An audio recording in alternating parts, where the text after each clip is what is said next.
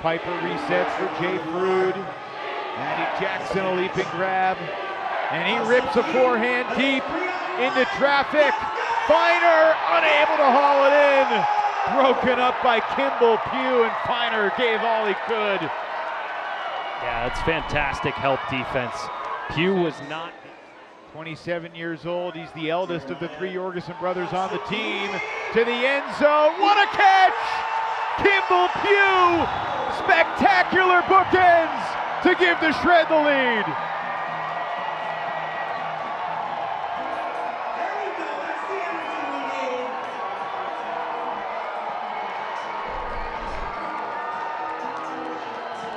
I mean, that's got to be the highlight of Kimball Pugh's career at this point. The rookie getting the deep block on Quinn Feiner and then stretching the field after the turn. Welcome back. It's Swing Pass. I'm Adam Ruffner. I'm joined by Evan Lepler. We have reached the final weekend of the regular season. Week 13 is upon us, Evan, and we do have 12 playoff teams confirmed for the 2025 UFA postseason. We'll go over those in just a second. But heading into these final 14 games of the regular season, there's still a lot on the line. Still a lot of home playoff games to determine a 1 seed in the South Division. Where is your eye at going into these final slate of games and then kind of setting up for what should be a tremendous playoff run? Yeah.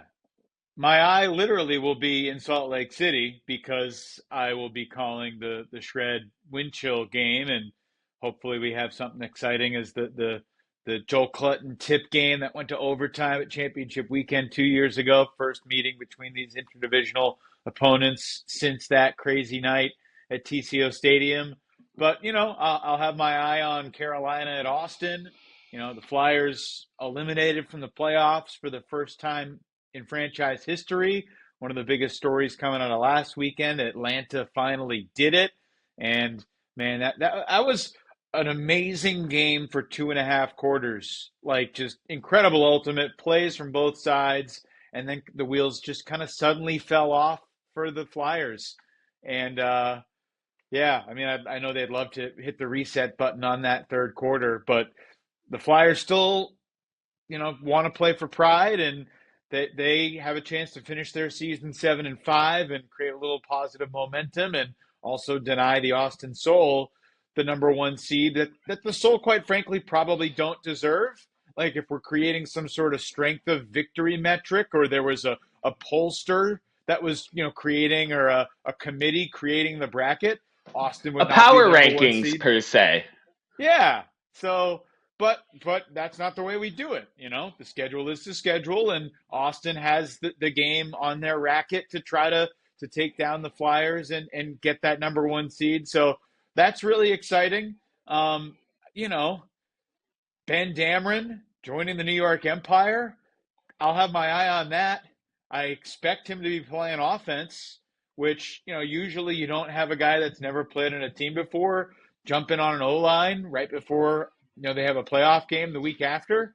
But it is, an interesting game that doesn't mean anything in the standings against Boston. That could be, a nice exhibition tune-up. So really, they're going to take it seriously, obviously. They'd love to get this win. And the East Division, I look forward to getting into it with you, because I have absolutely no idea who's going to come out of the East. I think you can make really compelling cases for all 3 teams, Boston, D.C., and New York. And, Sunday afternoon, you will be on the mic at Breeze Stevens Field to see if Chicago can go undefeated, which is no small deal at all. I mean, coming into the season, we thought no one's going to go undefeated. There's too much balance. There are too many good teams. And Chicago, not only are they 10-0, but they've got a ridiculous point differential. The double overtime win over Atlanta was their toughest game. They certainly showed their mettle against Minnesota. So, yeah, the playoff spots are determined, but there's still a lot of intriguing storylines this weekend. And then we'll lead into the 4-game first-round playoffs, which, it's a quick turnaround, because we could have a Friday night playoff game after the Sunday evening game at Breeze. and we're going to have to ramp up real quick. Oh, you're not going to have to remind me. I'll get dislodged from that game right around 7 p.m. And yeah, what's it going to be? Just over 72 hours before the postseason starts, it feels like.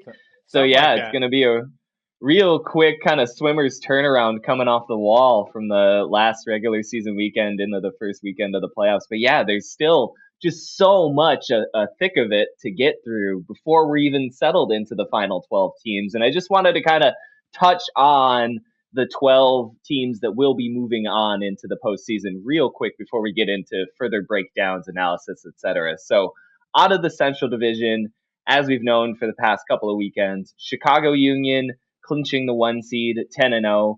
Minnesota Wind Chill will be hosting the first round playoff matchup against the Madison Radicals. That'll take place again, not this weekend, but the last weekend of July, just coming up in over a week.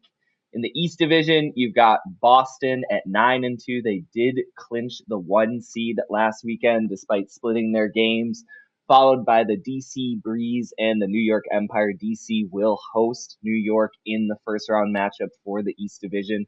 After all that thrilling, I feel like early season upset potential in the division, still the 3 chalky Titans kind of emerging into the playoff picture from the East Division. In the South Division, we've got the Austin Soul, Atlanta Hustle, and San Diego Growlers. First seed in that division still yet to be determined, as Evan just spoke of a moment ago. Carolina will head down to Austin to face the Soul, and that will be pivotal in determining the 1 seed in the South.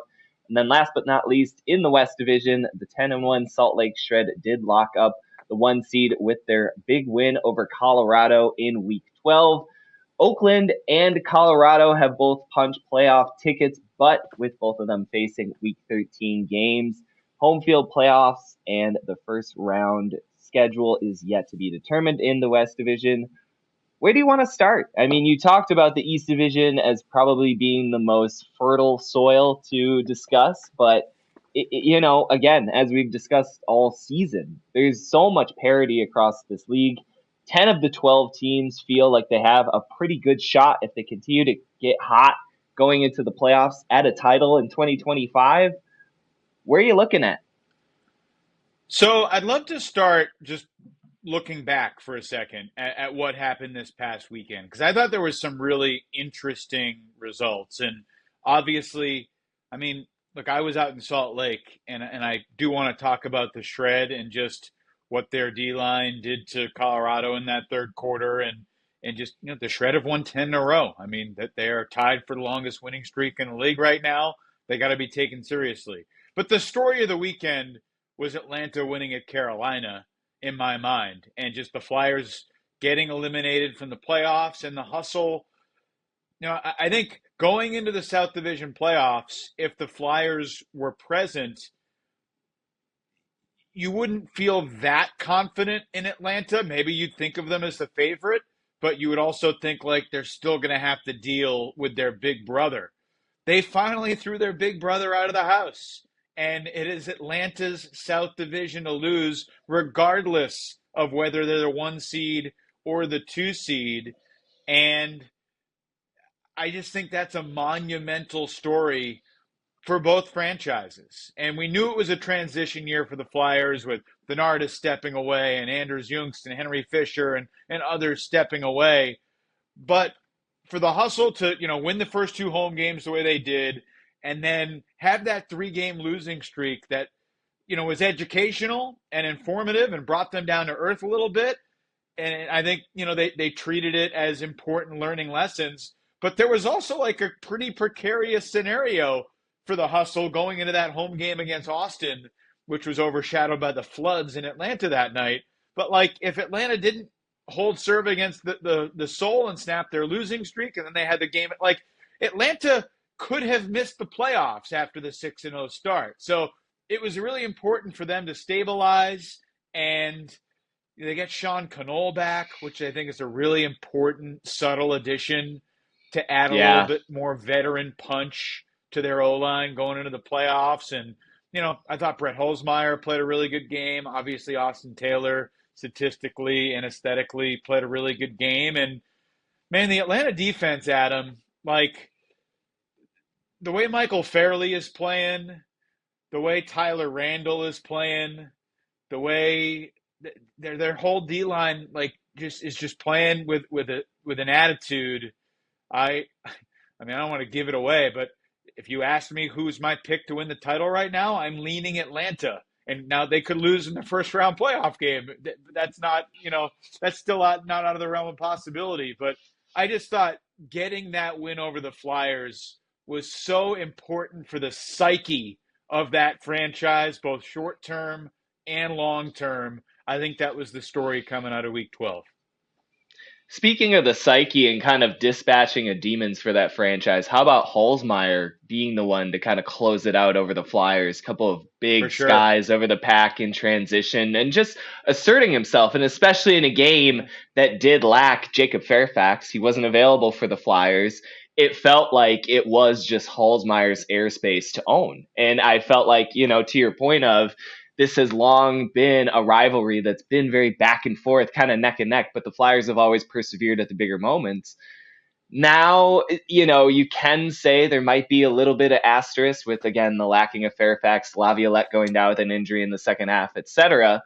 But Atlanta gets to move on and write their own narrative. And meanwhile, the Flyers are stuck, in the off season. I just, yeah, it's sort of remarkable watching where these two teams are sort of trending. It felt like after the Flyers made a championship appearance last year, there was this sort of developmental stage that they had to go through in 2025. But as we talked about all season, they're still one of the best teams in the league. And for them to just be flat out of the postseason for the first time in franchise history, for the first time in a decade, it's just there's going to be a discernible lacking in the professional playoff landscape. Like there's just not going to be this team that we've often compared to the San Antonio Spurs for their, postseason longevity, their pedigree, for winning. Again, outside of New York, there hasn't been a team that has won so consistently over the past 8 years than the Carolina Flyers.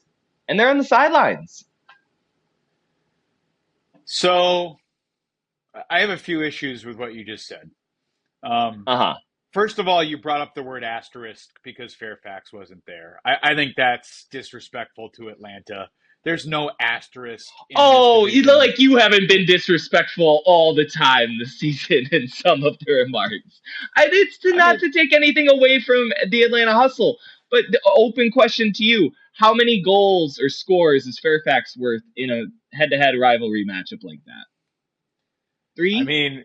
Watching the first half, I thought Grayson Sander was doing a pretty good Fairfax impersonation. He was incredible for the first half of that game, and like He's they been were incredible handling all their season. But yeah. No, they were handling their business without him. You also the Spurs won championships. The Flyers won championship. There's a big difference. okay, all The right. Flyers are more the Nitpicking. last 10 years. The It's a Flyers are the loose last 10 years of the comparison. Boston Celtics. And I know you hate my Boston references, but at this time it's apt. Celtics have Yeah. one championship and a million conference finals and playoff appearances. But yeah, I think I thought it was really poignant, honestly, that you put the Flyers seventh in your power rankings, despite them being eliminated from the playoffs and being fourth in the South. Like, Mm-hmm. I was reading that last night, and I'm like, he's absolutely right. Because, I created my top 12 odds of winning the championship just among the playoff teams. And if the Flyers were in there, they'd absolutely be, in that ballpark. If the So team that is going to Austin this weekend showed up in a first round playoff matchup against anyone in the UFA, no one would want them, right? Like that is kind of what the Flyers are bringing on the road in week 13 and the challenge that an Austin team will have to face. But yeah, they're very close to a championship level roster. Austin for sure is going to have to earn it. They are not having it handed to them, which is super fun. I'm really excited to see how the Soul handle Yeah. this. This will be by far their most difficult home game of the season.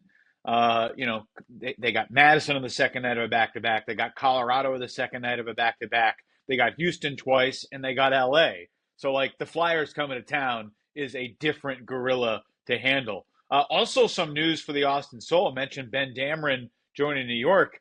Matt Armour all of a sudden Mm-hmm. appearing on the Austin Soul roster. And, they lose Jackson Potts, sadly, due to the ACL injury. Mick Walter is also listed as out. But Matthew Armour is an important player who played 10 games for the team last year, who was a really important player for the championship weekend Soul squad in 2023, champ weekend experience with Dallas in 18 and 19. Like, it's not a small deal that Armour is back. I thought of this game kind of as a 50-50 toss-up, and I mean, ironically, Armour wearing number 50 adds a little flair to the party.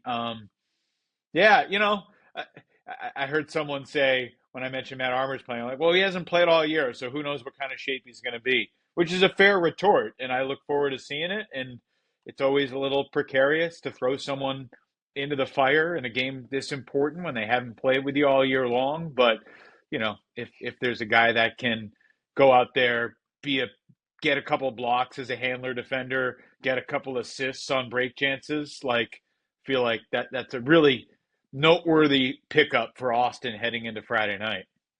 Absolutely, and especially for what he adds on the counterattack. I am interested to see how he'll play in coverage, but his ability to slot in next to Reinhardt and the rest of that Soul D-line counter, I think is going to prove really vital for this team. What I'm actually more interested in, though, is to see two things on offense for the Soul, especially with Potts being out the remainder of the season. One, is Mark Henke going to continue to play like one of the best players in the UFA? I mean, talk about a 3-game hot streak. He's averaging over 400 receiving yards a game right now over the last 3 starts. He's got somewhere in the vicinity of 25 scores, almost like 10 per game over this current little firecracker stretch that he's on. Can he keep that up into the postseason with this expanded workload, kind of taking over what Potts was doing on the O-line for them? And also alongside that, where's Miles Armstrong after that, injury from a couple weekends ago that kept him out of the lineup? He was so good over the first 2/3 of the season, just fit into exactly the kind of up-tempo, huck-happy style that the Soul offense loves to play into. He looked a little tentative last weekend against LA coming back into the lineup. I'm interested to see if he can be as attacking and quick as he began the season. If he can elevate and step alongside Mark Henke and kind of really be that new era offense that the Soul are building into, I think that would bode really well for Austin in this matchup. So yeah, I'm just looking to see if that Austin offense can kind of hold up its front despite lacking what was, a potential MVP player in Jackson Potts and one of the bright developing stars in the league. Yeah, we've never really done like a deep dive into Austin this year, despite their undefeated start. And I mean, their O-line now, assuming Mark Henke stays on offense, which I expect him to do, is 2 Armstrong brothers, 2 Henke brothers, Eric Brodbeck, Joey Wiley, uh, and, take your pick, probably Elliott Moore.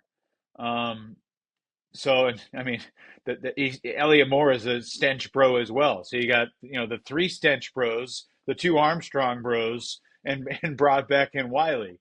It's a really solid unit. Now, the Flyers D line is going to test them in ways that, certainly LA didn't.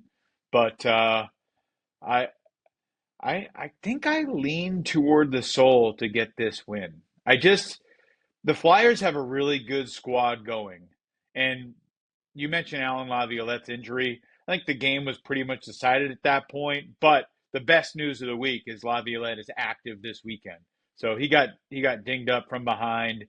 It was a scary looking play. Brad St. Johns has a little bit of a reputation. I don't think it was a dirty play by Brad. I think it was an unfortunate play, and I'm really glad Allen is okay and active, and hopefully he can light it up and play 8 quarters this weekend. But there is something to the fact that, like, this game does not mean anything for the Flyers. They are eliminated from the playoffs. Yes, I know they love to finish 7-5, then 6-6 or 5-7, but this is, I was going to say, the season for the Soul. That's obviously not true, because if they lose their host in San Diego in a week for the right to play at Atlanta, If they win, they're hosting Atlanta in 3 weeks.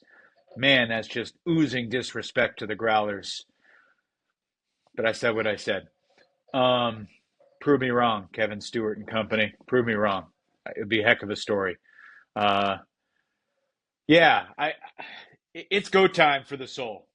Like we talked about a little bit. We've certainly spewed disrespect in their direction. I certainly have, for sure. Speaking for myself, I liked what I saw when I got to watch them in person from their young guys. I do think Stephen Nagy is a really good coach. He'll have his team ready, and I think I lean in their direction to like eke out a 2-goal win on Friday night and take the number 1 seed and give themselves the best shot. Here's Who where knows? I'm worried about them. That Mick Walter absence. I mean, Fairfax is active for the Flyers. When you look at this Austin defense, who's matching up with wide receiver 1 on the Flyers? Who's shutting him down and preventing him from going off for like 5, 6, 7 scores? I mean, yeah, Flyers don't have anything to play for. That kind of means it might just be green light go for Laviolette to Fairfax downfield. And if there's one thing that does concern me about a deeper playoff run for this Austin team is that they lack a little size. They lack a little strength. They're a quick team. They're a fast team. They can play space well. They've got a lot of athleticism, but they rely on Mick Walter to accommodate and sort of cover a lot of their otherwise, I think, undersized players, particularly on defense. Again, they're gonna, I think, struggle to match up 1v1 in space with this roster that the Flyers are bringing. Yeah, no, you're not wrong. Quick backtrack by me. I should have mentioned Reese Bowman's name when I was talking about the Soul offense. He will definitely be out there as well. He's played 90% of his points on O this year. Yeah, the Austin D line without Walter, a lot more speed than size for sure. Frankie Gomez is a guy that has pretty good size. They threw him into the fire, against Holzmeyer and Fairfax a few weeks back. But that's a great Yeah, question. I mean, that's not Jake. gonna. Yeah, we'll see. I mean, Alex Janelle got a lot of blocks last week. Jake Reinhardt has got a lot of blocks. Noah Powell is, not going to stop Alan Laviolette, but he's kind of the prototypical defender to try to, make life difficult for a guy like Alan, in terms of a cutter initiator. So Owen Johnson has had a really good second half of the season. OJ's been playing great. Yeah, he's a Do really we call him electric young OJ? defender. Is he It's okay just, being referred to as OJ? I mean, that's what the Soul broadcasts have referred to him as, and I think that's even what Dallas was calling him going back to last year. But, I Okay. think the thing with Fairfax is that, yeah, you can address components of his game with a Powell for speed and OJ for athleticism. It's the combination of elements for number 20 in the Flyers uniform, right? It's the size, the speed, and the knowledge. And just, again, the pedigree. It's when he goes deep, goals happen. And there's a certain kind of tilt that he has, or an effect, where it feels like he's almost running downhill when he gets some of those deep balls, especially with the way that Laviolette has been delivering them this season. He just puts them up on a shelf for Fairfax to go up and get. It's tough, man. It's that thing of, I think it's, to your point, maybe the Soul's biggest game of the season. I don't think you were wrong to hesitate away from that, because I think it's the mental edge that we've also had a question about with this Austin team. Can they take care of business when it all is on the line? They're not the underdog. They're not fighting against the odds. It's not the beginning of the season. Okay, now you're on the inside track to take care of the 1 seed. You get it done. Even their championship weekend run in 2023, they kind of came out from under. They played a really hot July and rode it all the way, to a semifinals berth. Can they do something similar this year, or is this going to be a little bit of a trip up and a reminder that there's still a hedge behind, the Carolinas and the Atlantas in their division? A couple of weeks ago, I asked you if Alan Laviolette could win the MVP if the Flyers didn't make the playoffs, and you said no.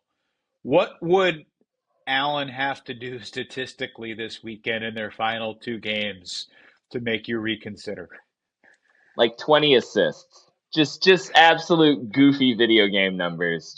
But like honestly, for as historic of a throwing season as he's had, unfortunately, I do think that he's just going to be on the outside looking in a very tight MVP race going into the postseason. I mean, there's just too many other deserving candidates, I think, with Austin Taylor still performing at the level he is, Donda Murray in Chicago being undefeated. I think you could even start to look at, some of the seasons that like John Randolph is having for New York. If New York makes a deep playoff push, you start to look at what JR has been on the backbone of an offense that continues to experience injuries, new insertions, just a rotating cast of characters. He's been consistent the entire season for them, and they're still a top 5 offense. Laviolette again has been fantastic in 2025. It's the bittersweet goodbye of a Flyers team that's missing the playoffs for the first time ever. It's just a very, I think, uncomfortable and awkward position for everyone right now. I love that you mentioned John Randolph, and I'd love to segue to New York because their performance on Sunday against Philadelphia. If that didn't send a chill down everyone's spine throughout the league, anyone who should be watching and paying attention to the playoffs should go and watch what New York did to Philadelphia. That's a good Philly team. What stood out to me was just how the Empire have evolved. And like I was there week 1 in Oakland and saw how their offense just wasn't connecting properly from the cutters to the handlers. And the defense couldn't create much pressure. And to see a guy like Jacob Cowan become a certified deep threat, like I was really skeptical watching him early in the season. He has answered my questions with his performance down the stretch. Artie Aquan and Ethan Lehman, they're UMass guys. The youth that, Anthony Nunez was hyping to me in the preseason, like there were bumps. It wasn't like these guys came in and dominated immediately. But yeah, they are looking, even without Calvin Brown, which is an unfortunate injury, but like they're looking like a much scarier team. And you add Ben Dameron in, and I'm very curious to see how he slots in downfield alongside Cowan and Williams and Chartok and others. Like it was, man, like the third quarter for the Flyers was rough, the back half of the third quarter in particular, but it was the best quarter ever played compared to Philly's second quarter on Sunday. I felt bad for the Phoenix. It just all fell apart, and the Empire D-line deserves a ton of credit for that. But it, like, when it rains, it pours, and it was. I respect David Randolph, the coach of the Phoenix, for doing the halftime interview with Dan Hilton and Keith Rayner, just because they had just been blitzed, and he's just like, what choice do we have? We're going to keep playing hard. We're going to try to make things going happen. Back 1 minute, a sense of urgency. Go ahead. Going back 1 minute to you were talking about the kind of makeover of this New York team throughout the 2025 regular season. And I thought there was a really apt point in the New York broadcast on Sunday where Dan Hilton was talking about the transformation of the sideline for this Empire franchise. And, you talk about the sort of aura and the sort of shadow of championships that this New York team is sort of working out from under almost as they're redeveloping most of their roster on the fly. I mean, we've been talking about it at the bits and edges, for the past couple of seasons of this is the very old New York team, maybe the oldest in the league. And they need to figure out a way to evolve and get to the next step. And it's sort of been this very jarring and sudden transition this season. And I think we were seeing that in the first couple of weeks where there was just this weird arrhythmia where Ben Yard is playing well. Jack Williams is battling through a hamstring injury. The defense is showing a little bit of punch, but it's not really adding up to much. And now all of a sudden, to what Hilton and the broadcast were talking about, these young players, the youthful energy that has infected and taken over their sideline is producing. I mean, did you see after that Albie Aucoin Callahan, how the entire New York sideline rushed the field and was celebrating like they had just clinched the playoff spot then and there? I mean, it was a complete transformation from what we saw, in week one in Oakland, where there's just a lot of hanging shoulders and sort of slow walks back to the line after getting broken. I mean, this is a radically different New York face than what we saw, in April or May of this season. And to think it's only been a few weeks, the D line with Yeah, Marquez Brownlee and Alex Agami Contreras, the latter of which I think deserves some sort of buzz for all defense this year. I mean, there's a lot of, I think, newer energy, newer ideas flowing through the Empire, and it's sort of adapting on the fly. I mean, I think all of a sudden we've got to recalibrate what their ceiling is. Because, yeah, 5 weeks ago, you tell me Calvin Brown isn't in this New York offense. I'm like, oh my God, they're going to stall and fall out of the air. They're going to lose the rest of their games this season. But they're picking up Ben Dameron, and it's like, how far can this Empire team go now? for sure. I think, I mean, early in the season, they were very much figuring out who they were. And they had guys in roles that they weren't ready for. And that includes young guys. That also includes guys like Everett Shapiro and Max Shepard, who come in as, kind of high profile free agent signings. And like, these guys are going to be the next iteration of great players. And, there's still a Babbitt size hole, and there's still an Osgar size hole. And Elliot Chartok moves on, and Jeff Holm moves on. And, Shepard and Shapiro aren't like an A for A replacement for any of those guys. So, and okay, Matt Labar's on offense now, and they were figuring out who they are, and credit to Nunez and Stevens. They have something going, and like when I mention Anthony Nunez and Matt Stevens, I think about how many times this year I thought to myself, and probably even said publicly, like, this could get bad for New York. Like, they had the game at DC. They ended up losing by 8. I think it was a 2-goal game or a 3-goal game going to the fourth quarter. So it was a little bit closer than the final margin indicated. But, like, you could feel things on the verge of falling apart, Phoenix in the second quarter style. And just, the veterans kind of losing interest and the rookies getting a little disillusioned. But they've kept the fabric together in a really kind of impressive way. And if Ben Dameron can make a really strong impact, and if they could get through the East Division playoffs, like, who's picking against him at championship weekend? Like, again, I think I had him 6th in my odds going into the championship. Like, as a 3 seed, to think that they have the 6th best odds to win the championship this year, it's pretty astonishing what they've done. And look, I still think they're going to lose at DC next week.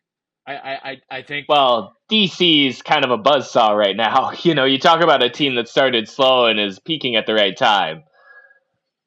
Yeah, I mean, so we got to get into the East Division kind of wholeheartedly, because I think One note. I said Albert Aucoin. It's Arthur Aucoin. Artie. I apologize for that. It's Aquan. Aquan. Okay. Yeah. And Hilton was trying to apply some kind of hockey Quebecois pronunciation to it on the broadcast, and I can't. I don't have the chops for that.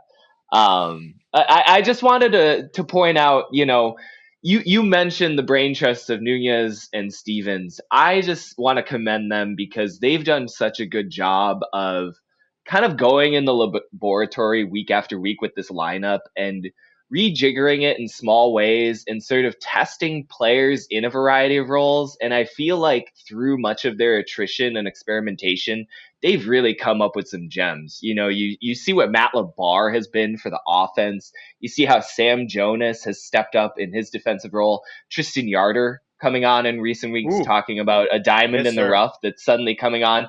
Ethan Lehman, a rookie college star coming in. Nunez coached him in high school, I believe, and he's always admired the kind of doggedness in him. It feels like him being underneath a player like Agami Contreras, just being able to develop kind of into a singular role in a good team is going to be such a boon for New York. Again, this defense is what I was so concerned with for much of this season, where they lacked a toothiness, they lacked a real sort of a dangerousness that I think we've associated with New York for so long. And then second quarter against Philadelphia happens, and it's like, oh, there's the break train that is so synonymous with this Empire team, and it's like they've really, I think, come out with some finds as far as what they've developed in their roster, and hats off to both the organization and the players for really dialing things in, because I think a lot of teams kind of try this level of experimentation and do not get to what New York has achieved in 2025. Again, they've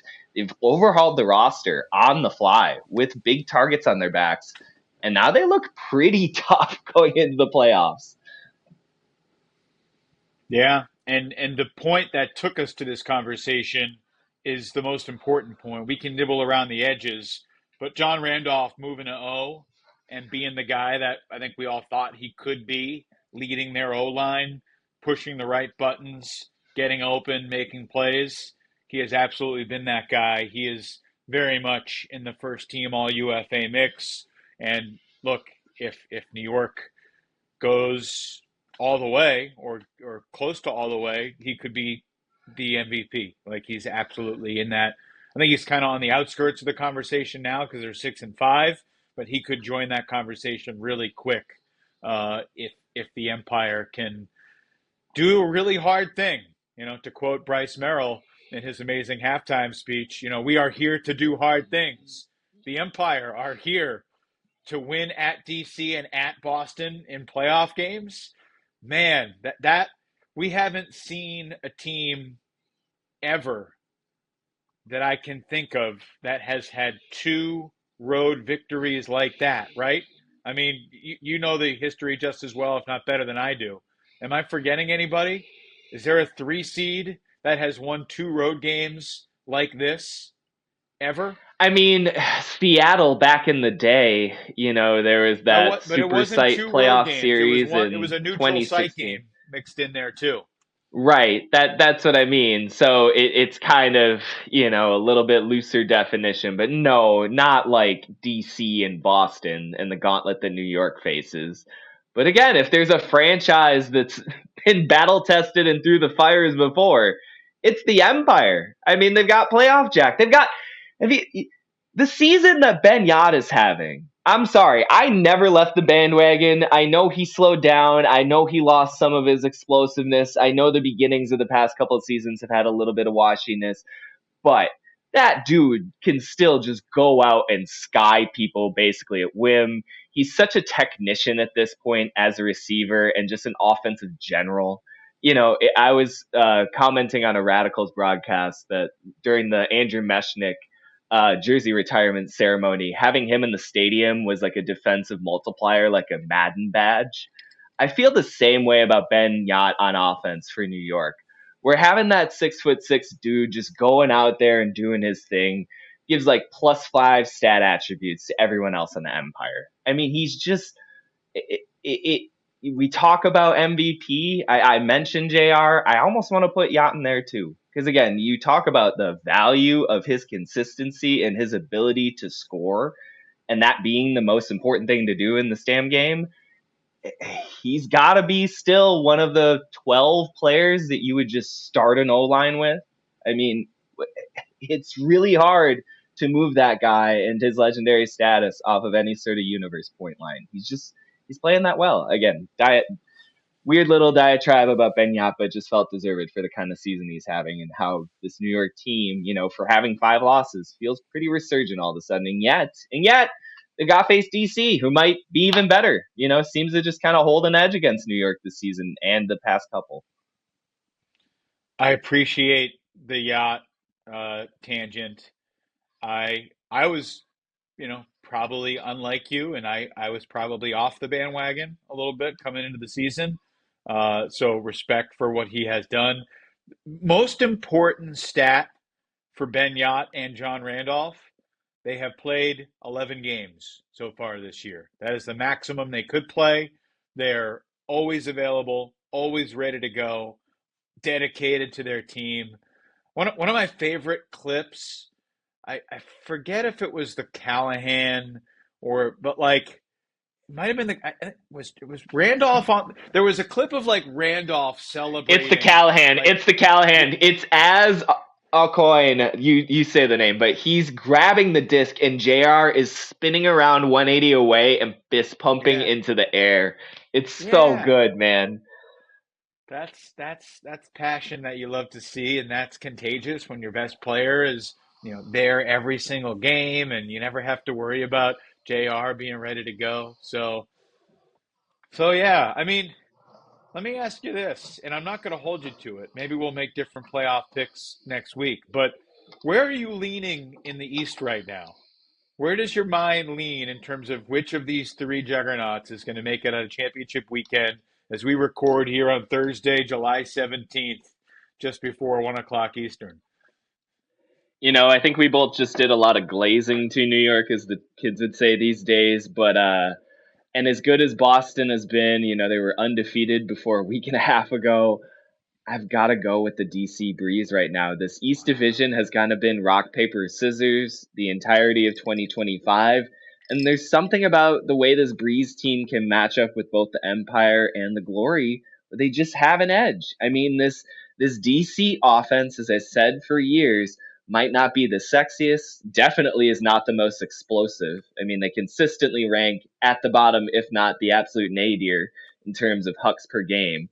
But they have an ability to solve so many different kinds of coverage schemes and so many different parts of the field that they can just sort of weather any sort of lull, any sort of, response during a quarter. They just hang tough. And I think you've seen that now in their 2 wins against Boston, where this Glory defense, which is ranked as like a top 5 unit all season, just can't seem to get any purchase creating pressure against the Breeze offense. And it kind of doesn't matter who's in the rotation, right? I mean, they were absent Cole Jurek this past weekend, who has been one of the best receivers in the league this season.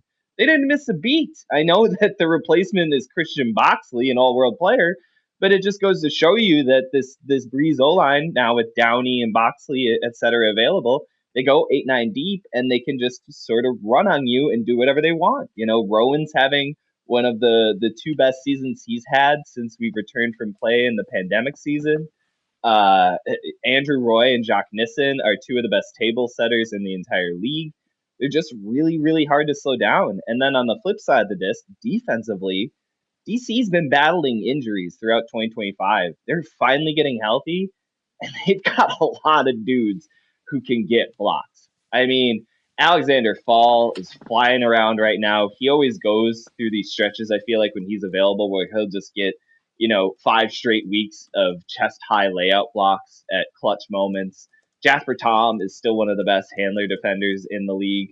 Miles Grovic is finally back in the lineup, and you and I have talked about off the mic, his development as a player. Now, he could be one of those players, if he really starts to feel himself, can make DC into a true dark horse. He has that kind of potential. AJ Merriman's playing fantastic. Again, they go deep and very, I think, tough on the defensive side of the disc. I just like the Breeze, man. They're coming up. They're forming their identity. They're getting hot at the right time. These little injuries that are putting players like Urich out of the lineup aren't bothering them. They're in a really good place right now. And we just see the sort of struggles that I think you and I have almost been forecasting with this Boston team finally fomenting at exactly the wrong time for them. As talented as they are, they have some inconsistencies, particularly in offense, that plague them. And yeah, I like the Breeze, man. They were division champs last year. They've got even a slightly better roster, it feels like, this year. Feels like similar to New York. I don't quite know where DC's ceiling's at right now. Like, it feels like they could really come out from under after a pretty tough start to 2025. So here's what makes me nervous is I was also leaning toward DC. Well, you And started the year with DC, so so you mentioned Rowan, and I want to talk about Rowan for a second. Um, It's not fair to say he has taken a lesser role in recent years. However, last year he was sixth on the team in scores. The year before that, he was fifth. This year, he's first. And part of that is availability. He's played in every game. Cole Jurek has missed 3 games. Christian Boxley has missed 6 games. Thomas Edmonds has missed a couple games. But, Rowan has had a throwback year. And I want to go back to something that I wrote on April 1st and wasn't meant to be April Fool's.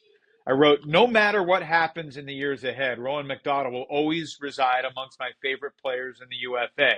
His unique and creative throwing arsenal, combined with his relentless determination and his social media savvy, have made the former MVP one of the faces of the league throughout the past decade. He's become an admired ultimate ambassador, both in DC and around the globe, connecting and inspiring kids in dozens of different countries. ...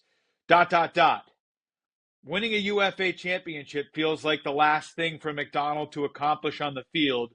It would surely be storybook and legacy shifting if he and his teammates could get the job done this season.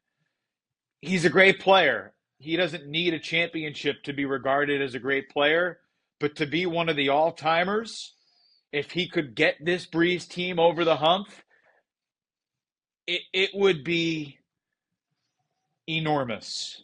And I don't want to put it all on his shoulders because it's not. Like, he needs all the guys that I mentioned on O and all the guys that you mentioned on D.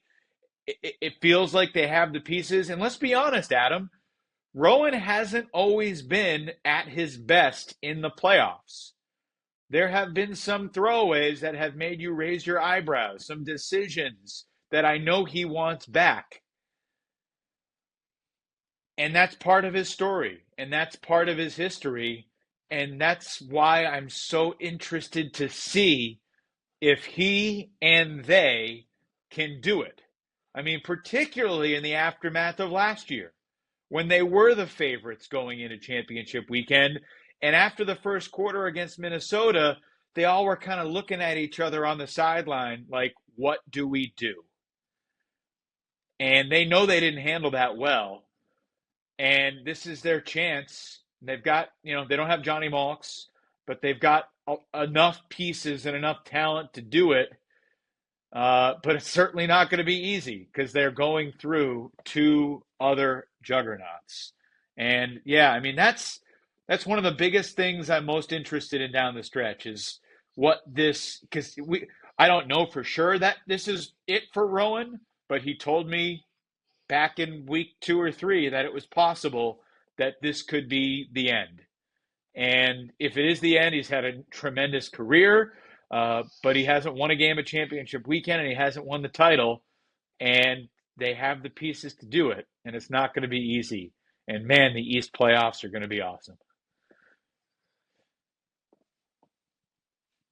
Yeah, I mean, all of these playoffs are setting up to be, I think, some of the most anticipated in recent memory. It just feels like year over year, as we get towards the postseason, the matchups just build in their intensity. I mean, these rivalries continue to deepen. This stuff continues to matter more and more as the history builds. It's just, as we've sort of been setting up all season, the drama of the East, I think, has been so contingent on the sort of historic, teams that have incubated within it. And now we get, despite all of the parity early, this setup of, 3 of the better teams in the whole damn league. We've talked about it for years. There is something to this East Division probably being the most competitive in the entire league. I mean, as Dan Hilton said on the broadcast as well on Sunday, the fact that Montreal and Toronto are 3-win teams is just bonkers. They have to be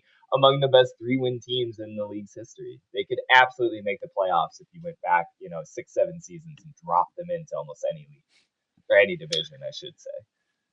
Yeah, it is humorous just to look at the league-wide standings. Like Pittsburgh and Indy, they're both 3-8 and playing this weekend, but neither of them have had competitive games with the top 3 in their division. Oregon and Seattle are 3-win teams, and Seattle, had competitive games with Oakland early in the season.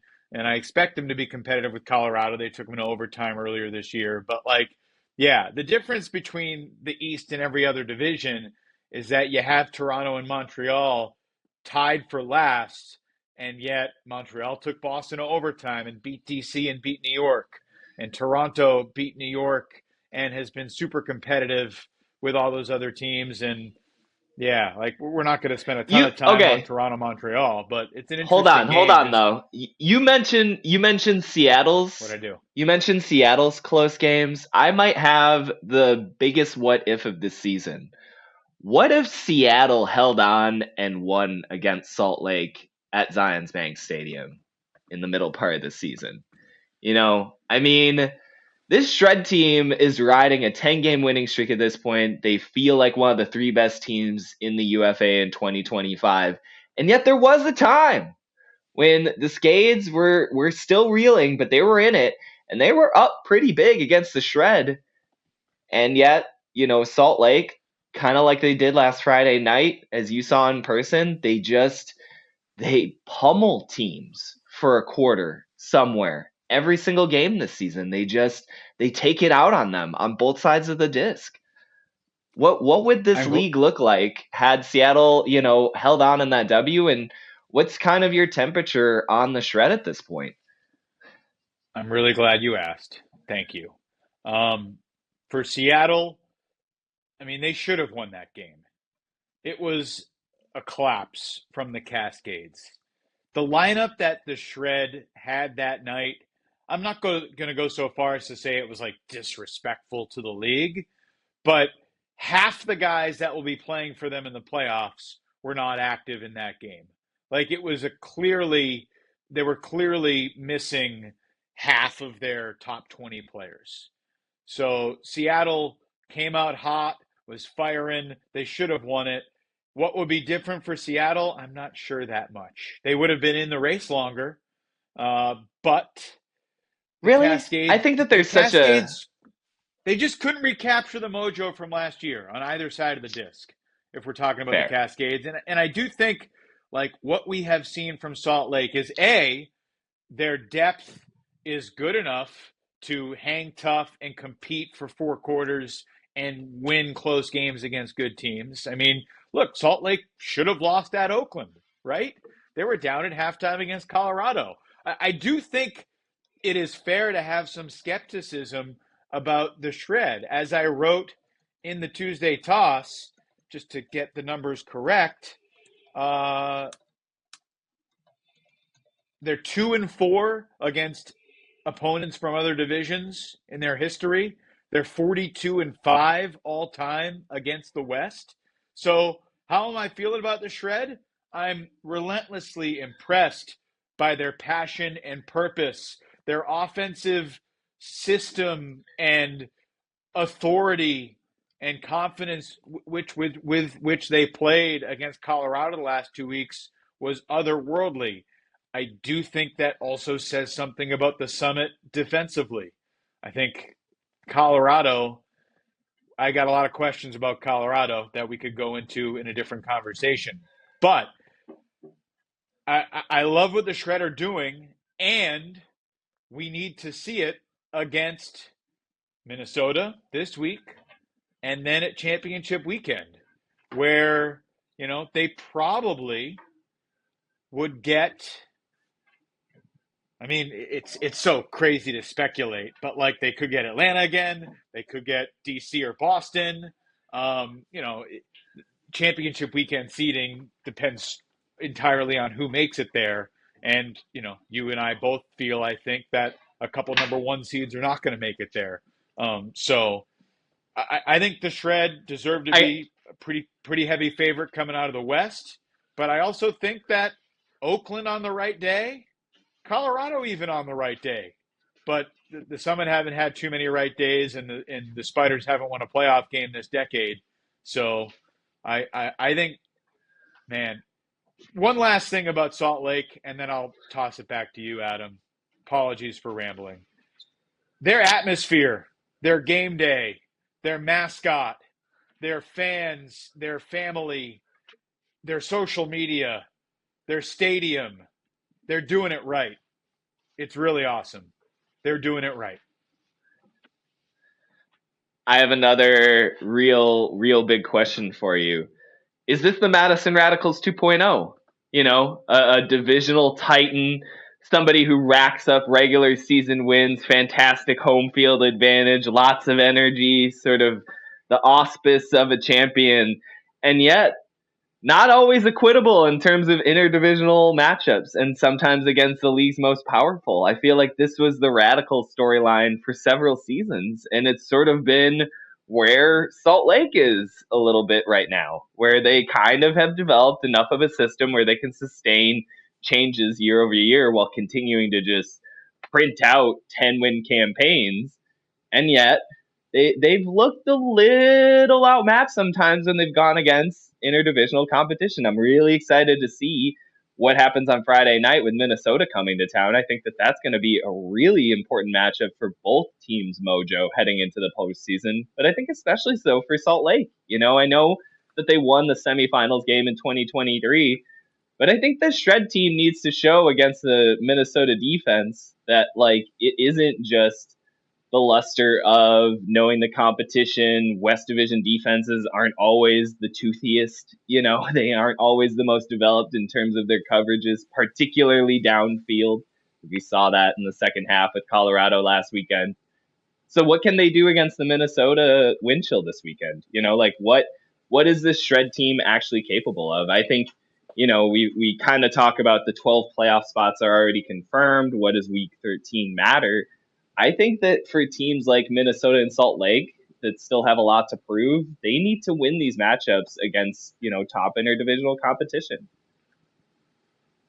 Adam, I say this with no sarcasm and true respect. Genuinely, I think that was the best question you've ever asked me on the podcast. Incredible comparison. The 2010s Radicals and the 2020s Shred. Because the divisional success and dominance from Salt Lake absolutely mirrors, for the most part, what we saw from Madison from 2013 to 2018. Now, they're doing it in a slightly different way. Like, we always had, and frankly still think of Madison as a defensive team first. And when things changed for the Radicals in 2018 was when Peter Graffi switched from defense to offense. And the reason I think Salt Lake has a little bit more than Madison offensively, and they need more in this era because it's a different era in the league. But, I mean, like, Graffi was a blue chip.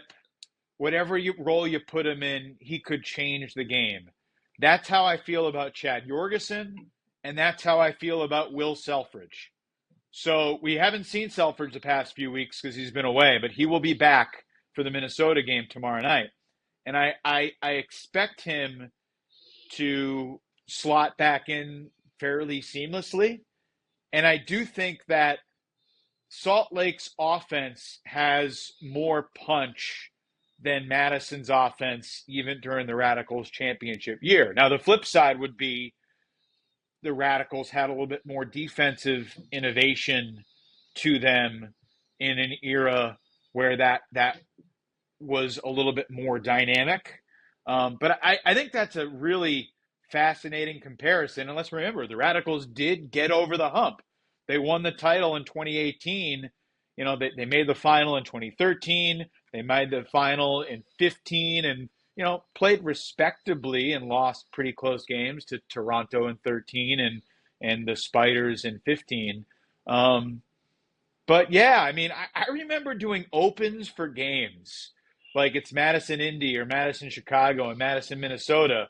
And it's like, hey, Meagles, Madison needs to play well because they need to show that they can be as good as Toronto and New York and Carolina and except we weren't measuring them against their divisional counterparts that they were competing against. And I do think with Salt Lake's dominance in the West, 42-5 all time,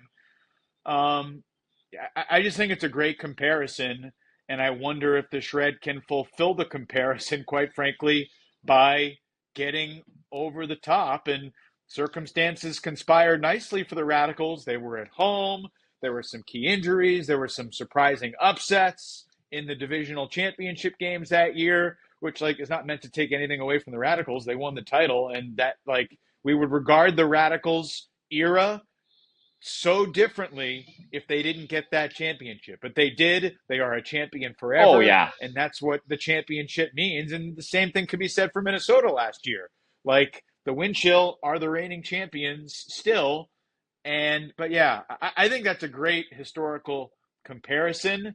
And my meandering answer is to say, I think you could very well be right. I think that's a really astute historical comparison. And curious to you sort of answer the question, but I mean, what are your thoughts on the Shred relative to the rest of the league as we head into the most important part of the season? I hadn't even thought about the Chad Jorgensen and Graphy comparison either, so that's one more point on the bulletin board for that being accurate. Right. Again, I think for this matchup and Friday Night Frisbee, I'm really excited to see how this Salt Lake go offense does against a Minnesota team that is going to try and slow it down, take it apart, isolate spacing, and sort of turn it into 3-3 at various points on the field. We saw earlier this season when Atlanta was 6-0, came into Minnesota, and the Wind Chill defense did such a good job of just disabling the hustle attack. Can they do the same thing against the Salt Lake team that has won 10 straight? I think we saw in week 1 against Atlanta and basically all season, this Shred offense has been able to stay ahead of virtually every single coverage in the league.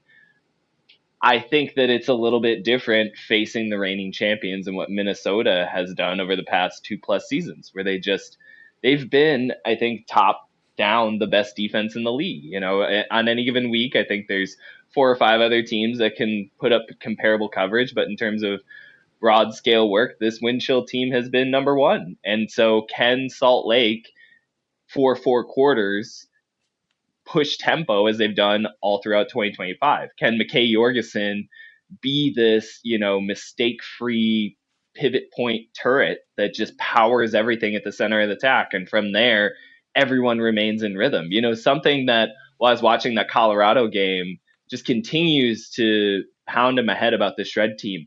Everyone gets so many touches. Everyone is just in rhythm by about 8 minutes into the game.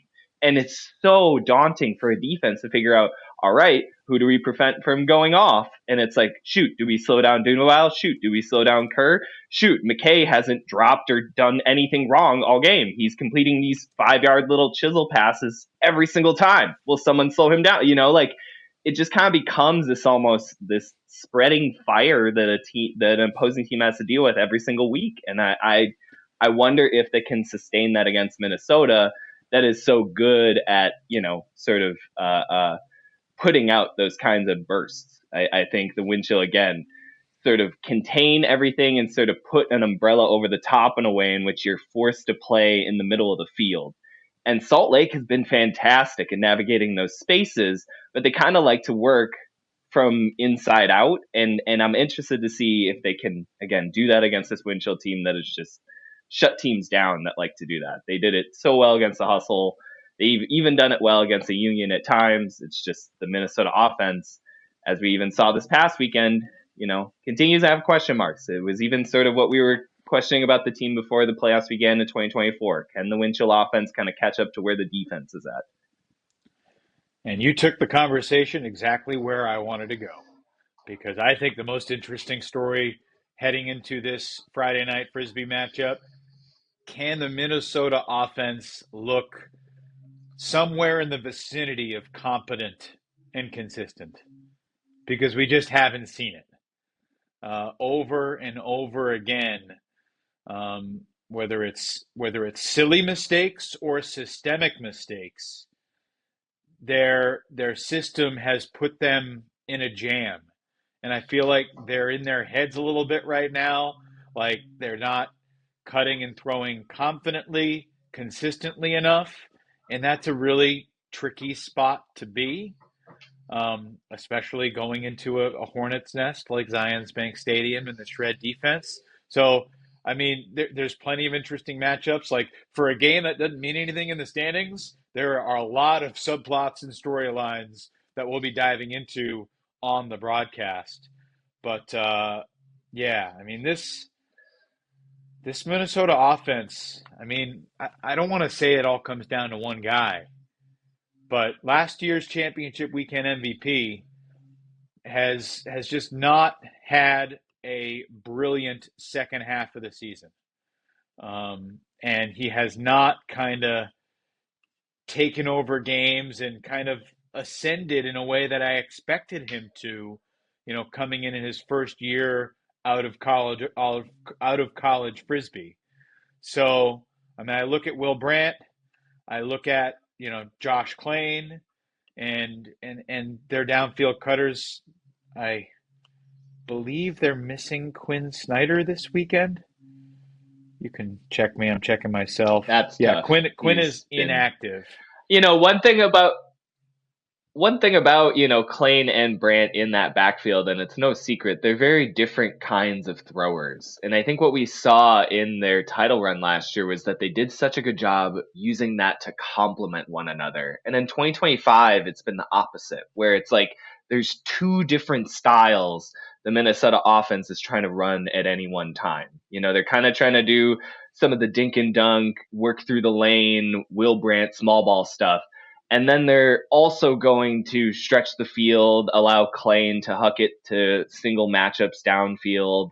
And they just can't figure out when to initiate on one or the other. And it's just led to some of the worst spacing I think I've seen out of a playoff level offense this season, where they're always bunched. Going back a couple weeks against Chicago, it was like they somehow figured out how to allow three offensive players to occupy essentially like one defender. Like they just somehow allowed Union to blanket almost every corner of the field, and it's felt like that throughout many of their games this season. And if they do that against the Shred, they're going to be in a lot of pain, because A, Minnesota struggles to pick up in transition, and B, the Shred are one of the best teams at attacking in transition in the league.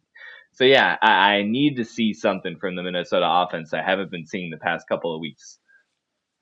So to get into the weeds just briefly, like one thing Minnesota does offensively that not too many teams do in the UFA is, for the most part, Minnesota plays without a dump reset behind the handler with the disc. And they kind of have six cutters downfield in the handler, and they try to do resets from the front. And I know that they think that, like, well, that prevents the secondary defender who's on the reset from throwing unexpected double teams and stuff like that. But it also has forced their throwers to kind of not have a safety valve and to make difficult high stall count throws into tight windows. Like, and that's one of the reasons Will Brandt has as many throwaways as he does, because he has the guy in a disc in his hand at stall 5.5, and like he knows he needs to get rid of it, and there's not just to put it to space behind the disc. I know from talking to Brian Jones, who is a coach of mine that I respect and called the Chicago Minnesota game with me and will be with me out in Salt Lake City Friday night. Like he thinks that they need to reconfigure their offense. The question is it too late in the season to do something like that? But like from my perspective, I think we've seen Minnesota can't beat Chicago doing what they're doing. And yes, they could theoretically just practice this new offensive system and create new cutting patterns and new reset patterns in practice and like bring it out against Chicago in the Central Final. Like, there's a case to be made that they could do that, but I don't think it's like so revolutionary that Chicago would be so stunned. I think it's way more important for the wind chill, if they are going to make a change, to make a change now and get tape against a high-quality defense in Salt Lake, against a high-quality defense in Madison in the first round of the playoffs. We're assuming the wind chill get by the Radicals in that game.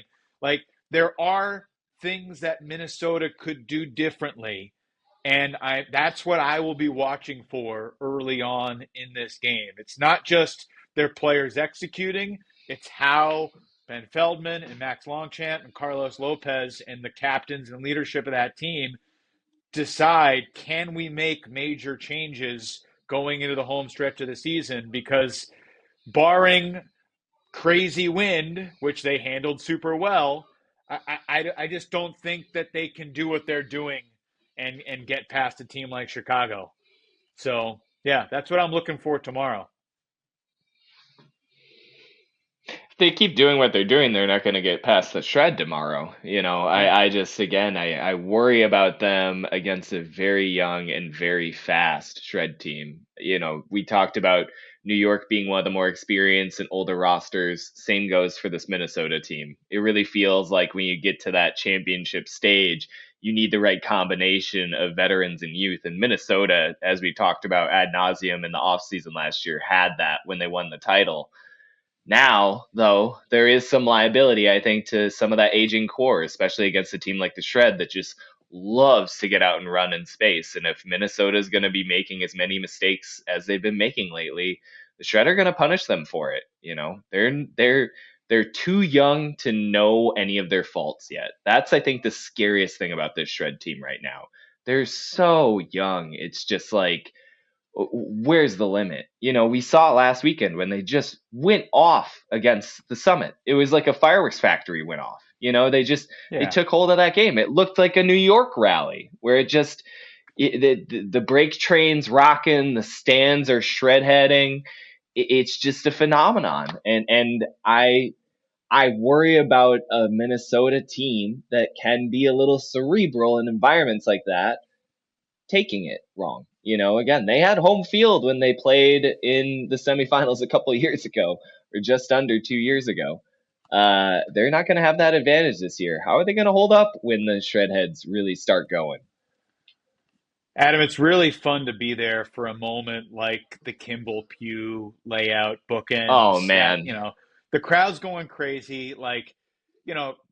You're living in Utah in the Utah Ultimate scene and you follow Utah High School Ultimate, Kimball Pew. But most of us who cover Frisbee and, aren't locked in on Utah High School Ultimate, we hadn't heard of Kimball Pew before this season. And for him to do what he did and have other guys step up, it's just really cool and special when you see a young guy like that, get their moment and then for it to be immortalized on Sports Center. It's special to be a part of. And frankly, over 200 games in, that's one of the things that just really energizes me for every game I get to cover. You never know what's going to happen. You never know who the hero is going to be. You never know which guy is going to make a name for himself and kind of shift the perceptions of their whole team and their kind of individual reputation from that particular game. And it's super fun. I know we're coming down the stretch here. Before we go, quick thoughts on San Diego, Oakland, which is a sneaky, really interesting game. Oakland, if Colorado beats Seattle, Oakland needs to win to get the playoff home game. And I think who's at home in this Colorado-Oakland game really matters a lot. Both have good fan bases, both have different circumstances, whether it's the wind or the elevation or whatever it may be. I will lean toward whichever team is at home. So the question is, can the Spiders, roll against San Diego the way they did in Southern California? I do expect San Diego to make adjustments and come out strong and take it to Oakland. They're looking at this as an opportunity to, prepare for either Austin or Atlanta. So I'm really excited to see what happens in this game. It's 3 p.m. Pacific, so it's 6 Eastern evening on the East Coast, but it is an afternoon game as well in the East Bay. Give me your quick thoughts on San Diego, Oakland on Saturday. First off, earlier this season, you were asking me about my setup in terms of how I watch games. I'm going as multi-screen as possible for this 14 game, super weekend. And, with this San Diego Oakland matchup on Saturday, it's just going to be an absolute thick of schedule. At 6 p.m. Eastern, you've got the Boston at New York game of the week. Right. And then at Also, 6 p.m. Eastern, you have the San Diego-Oakland matchup, as well as DC at Philly, which is just going to be a fun regional rivalry game, I think, to close out the season. But San Diego-Oakland, I've talked about it kind of between individuals throughout the past couple of seasons. This is a matchup where the teams just don't like each other. I know San Diego is now in the South Division. This is an interstate matchup. It's been a West Division matchup that has had 2 to 3 games every single season for basically a decade. And there's something about these lineups and the play styles between these two teams where there's just a little bit of chippiness. And, I know that San Diego doesn't have a ton to play for, but I think with all of their close losses against Austin and Atlanta, et cetera, earlier this season, and even Oakland a couple weeks back, I think they're looking for a pretty quality win heading into the playoffs. Growlers are very deservedly in the postseason for the first time since 2022, but I think that they have one of the more hollow resumes heading into the playoffs of the teams, advancing. And I think if they can get a win over the Spiders and kind of knock them out of a possible first round home game, that'd be a big get and a lot of momentum for a San Diego team in search of it. On the flip side, for Oakland, since they've lost to Colorado and the Summit have experienced their own trepidation against the Shred, I think it's been a similar sort of thing as San Diego, where Oakland is now a few weeks from any sort of quality win against a good opponent. And so they need to kind of lock up this 2 seed, get some advantage in a first round matchup against Colorado in the West Division slate. And, I think maybe capitalize on a notion that we've all been buzzing about since their week 1 win against New York, which is that is this Spiders team potentially a championship weekend dark horse? Like, can they beat the Shred finally? They've been close, but they haven't been able to overtake the West's best. And I think Oakland needs to win this game against San Diego. I think they need a first round home game. And I think this offense needs to show that it can do more than just score quickly. I think it needs to show that it can score at the right time. We've talked about it before in this podcast. It almost plays so fast that it becomes a disadvantage for the defense that doesn't get any rest. And suddenly they're in these shootouts where they have to score 25 in a game.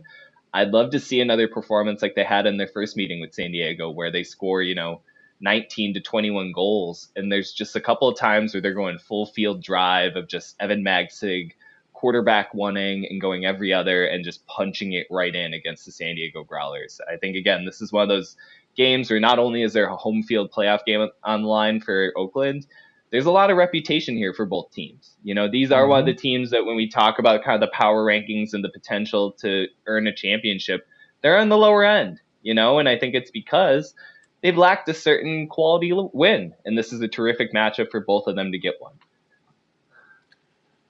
I agree. As I wrote on Tuesday, the Spiders' ceiling is high enough to win the title, but delivering 4 straight offensive masterpieces against top-tier defenses seems like a tall bar to clear.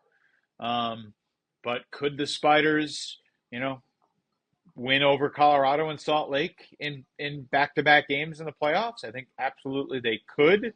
They are a scary team to go up against. I mean, we know what the Bay Area has done in this league in the past, and this is the first time in a while that the Bay Area has kind of put together this level of talent to be in the mix. And at the same time, we've just missed opportunities for the Spiders over the course of the season. Like, they could have won their game at Colorado. They should have won their game at home against Salt Lake. They had an early lead in the game at Salt Lake too. Playing 4 full quarters and maintaining it is a tough challenge. But they could get hot. They're scary, and the season began with them just playing brilliantly against New York, and that's almost 3 full months ago now. Yeah, it was April 24th. That was my wife's birthday. That's how I remember. I'm really, even let's just say, even if Seattle somehow beats Colorado and this game is meaningless and Oakland's going to host, I still think it matters for both the Spiders and the Growlers. Just as I think, Yeah. Boston, New York matters, even though it doesn't have won't factor into the standings. And like there are a bunch of games like that this weekend where it's more than just pride, like how we regard certain team seasons, like Toronto, Montreal, or the Royale going to lose their last 6, Indy, Pittsburgh. Which of those teams is going to finish next to Detroit? And which of those teams is going to finish next to Madison?